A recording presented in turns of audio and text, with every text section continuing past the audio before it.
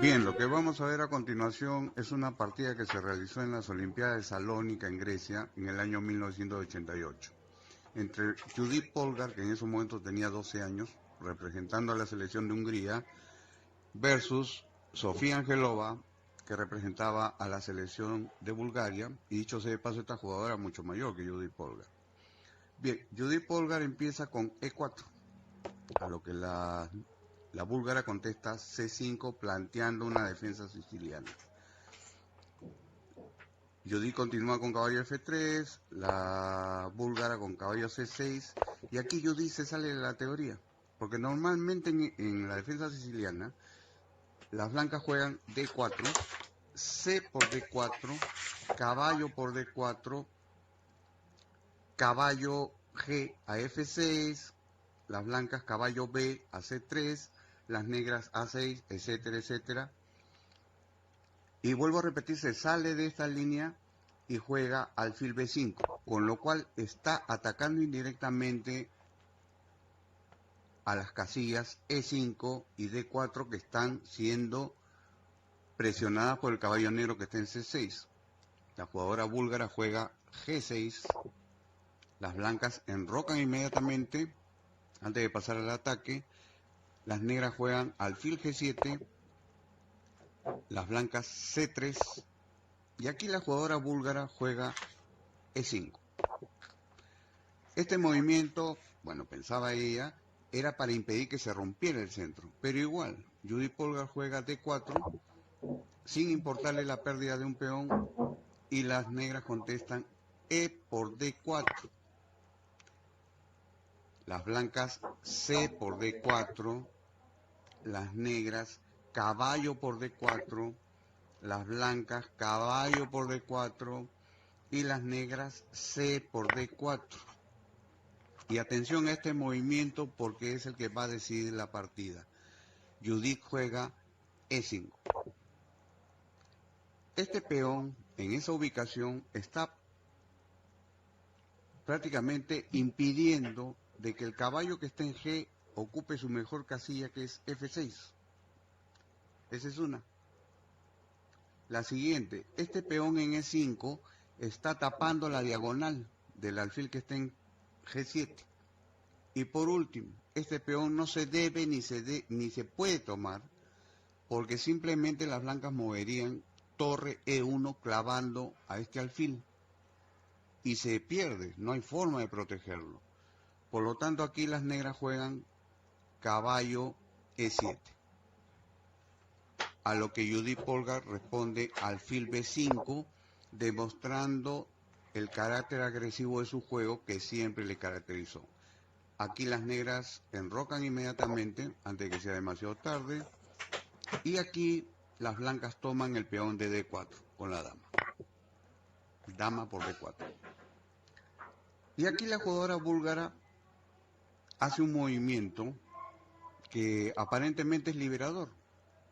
Mueven caballo que está en E7 a C6. Veamos. Aparentemente se mantendría el equilibrio porque supongamos que las blancas con el alfil que está en G5 toman la dama que está en D8. Simplemente las negras responden caballo C6 por dama que está en D4. Y si las blancas tomaran el caballo de C6 con el alfil que está en B5, simplemente las negras tomarían el alfil que está en G5 con la dama que está en D8. Y tras lo cual el peón E5 se pierde. Pero aquí Judith Polgar hace un movimiento sencillo y traslada a su dama a H4. Con lo cual está protegiendo al alfil. Las negras juegan dama C6, perdón, dama B6. Judith protege el alfil con caballo C3.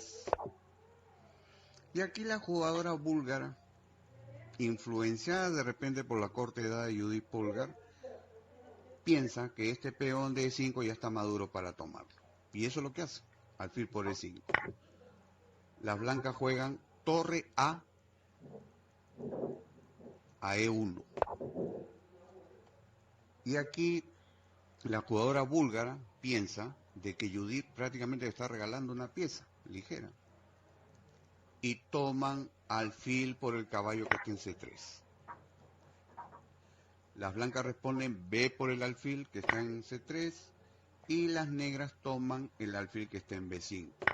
Si observan bien el tablero se van a dar cuenta de que mientras todas las piezas blancas, al menos las dos torres, la dama y el alfil, están prácticamente apuntando hacia la posición enemiga, la posición del negro, digamos que la torre F1 momentáneamente está quieta en esa posición, pero en algún momento tendría que salir. Mientras por el lado de las negras, la torre que está en A8 está prácticamente ociosa y prisionera, porque el alfil que está en C8 no puede salir. Aquí Judith Polgar juega dama H6, con lo cual ya se vislumbra el final de la partida. Solamente hay dos posibilidades para defender la posición del rey negro. Una, de que el peón que está en F7 se mueva a F6, pero inmediatamente alfil por F6, torre por el alfil de F6, torre E1, E8, jaque, el rey negro se mueve a F7 y la dama a la casilla F8, jaque mate.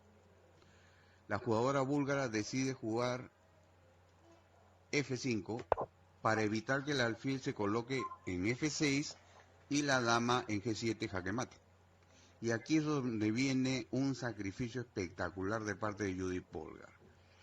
Juega dama por torre F8 jaque, ante lo cual la jugadora búlgara se rinde. ¿Por qué?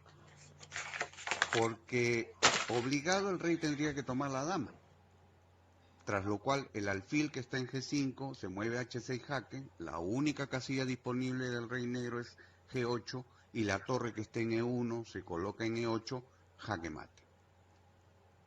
Ya desde esa época Judith Polgar auguraba que iba a ser la mejor jugadora del mundo.